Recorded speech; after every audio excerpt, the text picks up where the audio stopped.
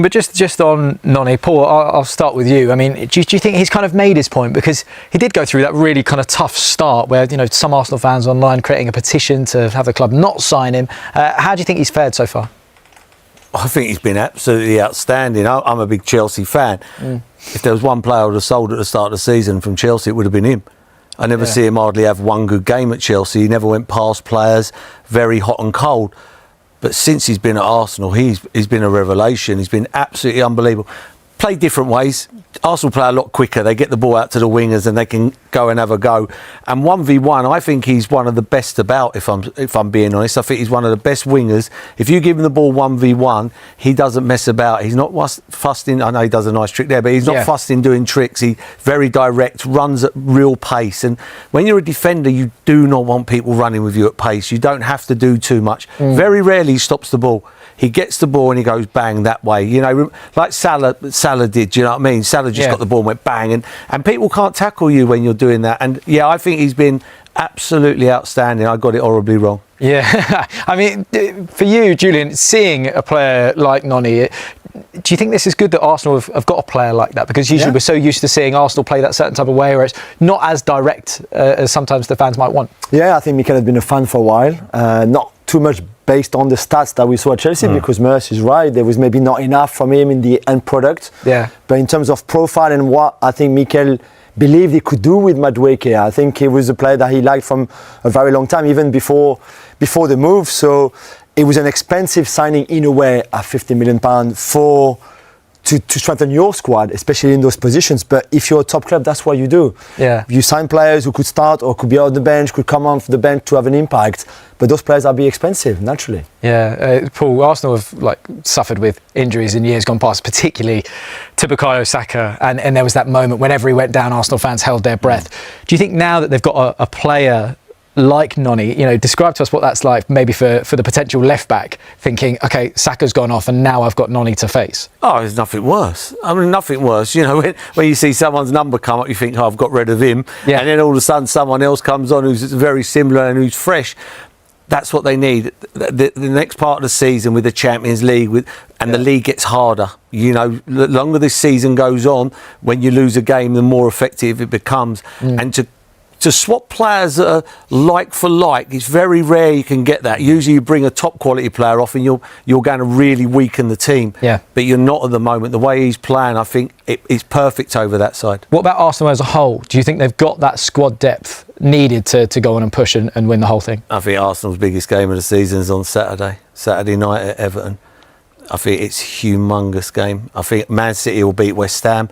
They'll be top of the league. And Arsenal will be walking onto that pitch thinking, we were 7 points clear not long ago. Yeah. We didn't even have a danger. And the last team you want to be chasing you down. I think this is a massive game. Yeah. Massive psychologically.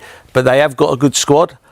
But I see a lot of nerves last weekend. It was scary. Yeah. Julian, I know you were at the game last weekend. I saw you there. Yeah. But what did you make of it? Did you think it was alarming for Arsenal fans? Or was it quite a good defensive display from Wolves? I would not say, I don't think it was worrying in the sense that I think this was the worst performance of the season. By far, I think everybody would say that. I think you probably are allowed to have one like that in each season, even if you're a top team. It happened to Liverpool last season, even when they won the league. It happened to City before, where you off it. There's no rhythm, there's no energy. It's a Champions League week, so you've already played. And I know it was only in Bruges, but it's still a Champions League week. You'd played a lot previously, which was not the case of Wolves. It's a 5-4-1 or 5-3-2 that you've played against, but they were very defensive, they were very aggressive, and it's just not your day, but you just grind out a win. And I think that was the most important. Whatever happens, 2 own goals, just not much from the game, you take it. It just can't happen again. Yeah. And then if it happens another time, whether it's this weekend, in 2 months, 3 months, 6 months, then you can worry. But a one-off like this, if it's a one-off, I don't think it's too alarming. Yeah, but Paul, where do you think it went wrong in that game? Where did I think? I thought they started I thought it was one of them. We just got to turn up and we win this football match, and I thought that was the whole stadium. And that's what they got to live with, Arsenal, for the next 22 football matches and the next, I think, 11 at the Emirates. It's going to be like that. The right to have 11 people sat behind the ball, and they need to move the ball quickly. And I think sometimes they've got to be a little bit more. Open the game up where you're inviting the other team to have a go at you. And that wasn't the case. Do you know what I mean? It was just constant. Sometimes you've got to draw them out Go back to the goalkeeper, bring them out, start again. Sometimes Arsenal play like 10 minutes in their half, but it's like an ice hockey power play. It's there. Sideways. It's all sideways, Yeah. you know. And for me, he's got to get the horses for courses. I thought the week before he should have played Gyökeres at Villa Park. Last week, I think he plays Mourinho. I agree. You know, where you need that guile. When you've got to break teams down, you need that player who's just going to come off. He's going to flick a ball there, flick a ball. Yeah. He might come off, and then someone's going to make a run inside. Yeah. You know, and I think it's horses for courses. He's got to work out them things, Arteta. And I think the last couple of weeks he's got it wrong. And you know, they've lost one and drew one. Well, I mean, he's got the squad though. You know, he's going to still make mistakes like that. But I can't believe it. It feels weird to even say it's been 6 years this weekend that Mikel's been in charge of Arsenal. Paul, do you think it's quite a good blueprint sometimes, maybe for some of the other clubs, that a manager, you know, with the right backing, even if with a shaky start at the beginning, it can go good, like come good in the end? I think so. Time, or you know, you got to have people got to have time. You know, there's only two sure things in management. If you're an Arsene Wenger, probably, well, not even an Arsene Wenger. If you're a Sir Alex Ferguson, you pay your tax, you get the sack. Yeah. They're the two surest things in management. Yeah. You've got to give time. You know, what he's done, I hear people go, if they don't win it this year, Arteta's got to go. He's got the life back in Arsenal. They're not also runs now. 6 years ago, 7 years, they were also runs. You know, they had no chance of ever winning the league. Would they get in the top four? It was a flick of a coin. They are big players now. He's got rid of everybody, all the trouble, all them, and he's brought life back to the club, and they are a very good team. That if you finish above Arsenal, you will win the Premier League. Yeah. Look. I mean, look at now we see Carlo Ancelotti on the screen, but this Arsenal team for his first game there, and the one that he has now in 6 years. And I know they've invested money, of course, and rightly so. But the value of the squads, the way they're playing, even the whole club, as you know too well, from the bottom to the top, it's transformed everything. And okay, the league title is missing. Sure, it would be much better if they'd won more. I get that. But everything he's done for this football club in the last 6 years is impressive. Yeah, 100%. I think they win the league. There's 22 games to go. Their squad is so big and so strong that they win the league, in my opinion. If there was 6 games to go and I was sitting here and it was 2 points, then I'm going Man City. Do you think sometimes when people are saying, like, you know, I can even catch myself saying it sometimes, it's like when people say, you know, I think they're going to go on and win the league, is that because of the squad depth and what we think they should do, or is that a reasonable thing? Are we kind of ruling out Man City too early? They're the best team. I think they're the best team and they have the best squad. And their manager is maybe not at the level of Pep Guardiola, but not far. So you've got maybe the second best manager in the league, the best squads, arguably, and in terms of starting 11, certainly what we see, the best defense for sure. Okay, maybe not the best attack, but you're not far. So you've got everything there, plus the experience that you've drawn from the last 2 seasons where you were so close, and for whatever reason you just missed out. Whether it's your own fault, whether it was injuries, the pressure got to you, I don't know, mistakes that you made, all of that should be enough for them to go and win it. But Paul, if they don't win tomorrow, would that change your mind? I'd want to see the players in the next game after that. Yeah. Because it will change. It will. So they've got Everton away, Brighton at home, Aston Villa at home. Yeah. And then I'd want to see then, because then all of a sudden you draw one of them 2 games and Man City win, and then it's 3 points, and then all of a sudden it's catch up. But for me, I just don't see. They've got hard games coming up, but if they play to the best of their ability, they are the best team. And they've had the injuries they've had. If Man City had them, they'd be nowhere near them, nowhere near the players they've been missing. And I'm talking players where they play every week. Yeah. I hear some managers come out after a game and go, I've got 8 players out. And you go through the 8 players and you go, well, one of them plays and the other 7 don't play. These are big players for them, big players. And the home fixture for the second half of the season is obviously better because they've had some big games. Liverpool at home, Villa at home, had a hard Chelsea start, at home. didn't they? Well, there we go. Right, gents, where do we even start with this Arsenal chat? By the way, tomorrow marks 6 years to the day that Arteta got the Arsenal job against the club where he spent 6 years in an Everton shirt. Going to be a positive or a negative? Yeah, absolutely. Well, how about this for a question? Okay, so... Will we see some 6-0 football? Oh, very, very nice. Darren Lewis, the voice in the face of Team Talks. Okay, so look, up against Everton. Is this mini wobble over? Can we call it a mini wobble? They've dropped points in 3 of their last 6 games, Arsenal.